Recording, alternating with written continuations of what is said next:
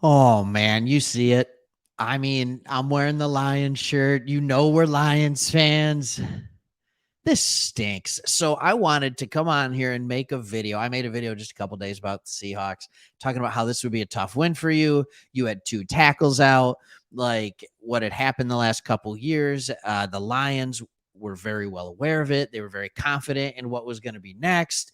You had a Lions team that was coming riding high off a victory over the defending Super Bowl champs. You had a Seahawks team that are like, what just happened to us in week 1 against the Rams? And of course, the NFL does what the NFL does. And at the end of the day, both teams are 1-1.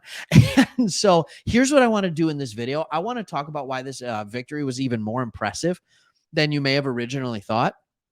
I want to give you some stats on it. I want to look a little bit deeper and talk to the Seahawks fans why you should be so encouraged by your football team in this victory. But first, if you haven't yet, subscribe to the channel. Do it. Leave a comment. Make fun of us. Hey, my Seahawks beat you. A friend of mine that goes to my church was at the game. So he's in the sea of Honolulu blue. He's a Seahawk fan. And I know he can't wait to see me next weekend and just rub it in my face. But anyways, let's talk about this game. Leave that comment, hit a like, do a subscribe thing.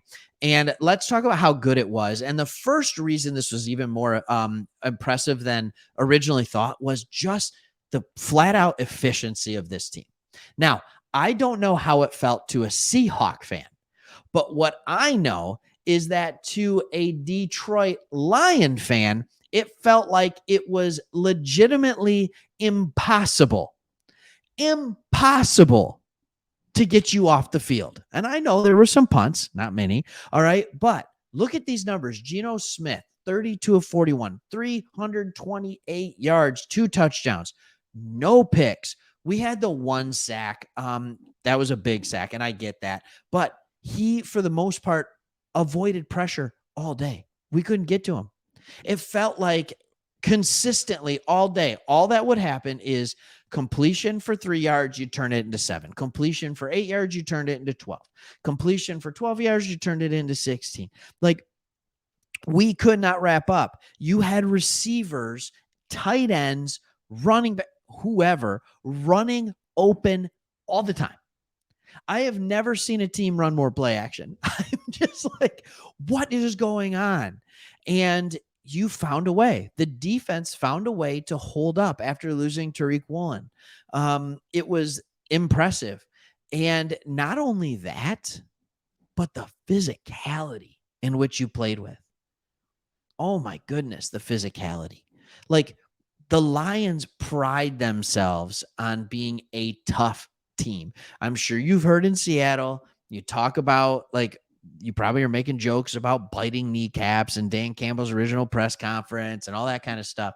But man, oh man, the truth is this is a Lions team that's been a tough, hard-nosed team. There's no doubt about that. They have been.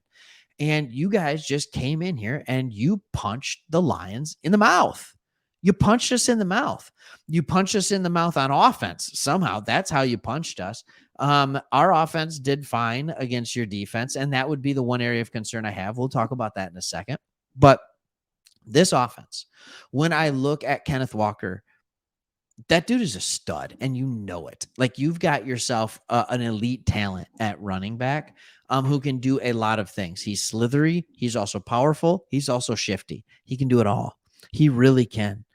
Geno Smith, it had to be a welcome sight for Seahawks fans to see Geno Smith back playing good football again. Like, he was good. He was efficient. He was accurate. His pocket presence, and I said this already, I think in this video, it was immaculate. The way he moved around. DK Metcalf showing toughness, 6 catches for 75 yards after having a rib injury early in the game. Tyler Lockett saying, I'm not too old. Not yet. Not yet. I'm going to get there. But and then Jackson Smith and Jigba with 5 catches. Here's what I will say about this team that I just found to be pretty remarkable. The coaching staff found an advantage, and it was in the name of Jerry Jacobs for the Detroit Lions, the corner, and they just exploited it over and over and over again. And then as Jacobs started playing maybe a little bit better, they found another weakness.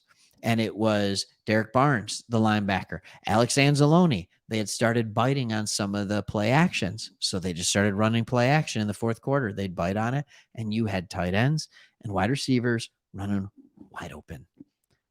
It was a good win.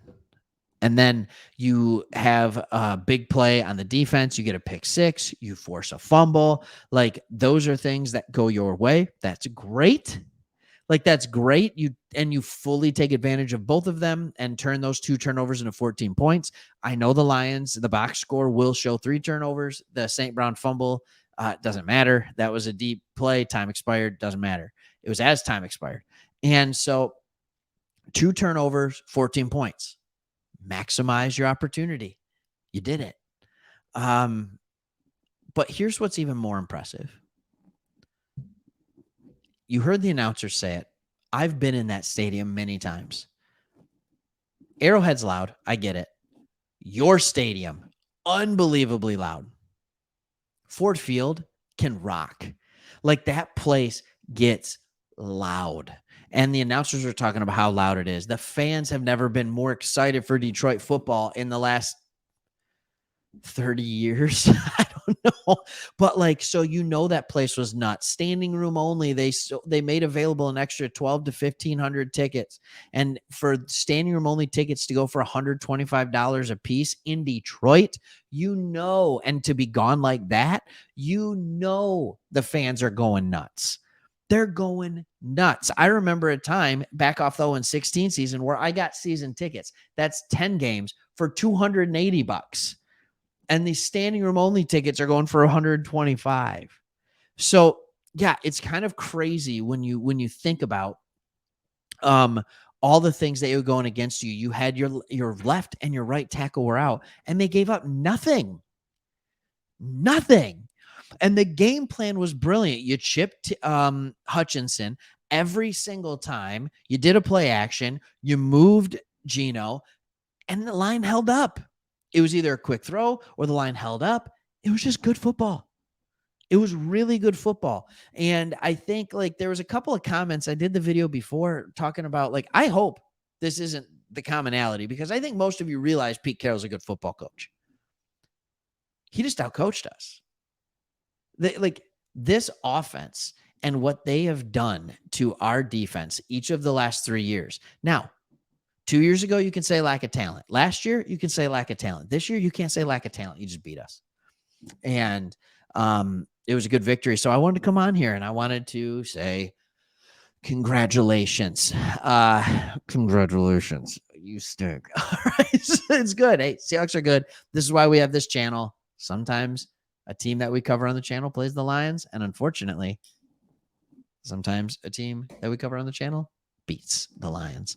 Hope you enjoy the content. We'll keep doing Seahawks content. They're still in it. They're still a good team. 37-31 over the Lions. Like, subscribe. I forgot something. Comment, and we'll see you on the next one. Thanks for watching.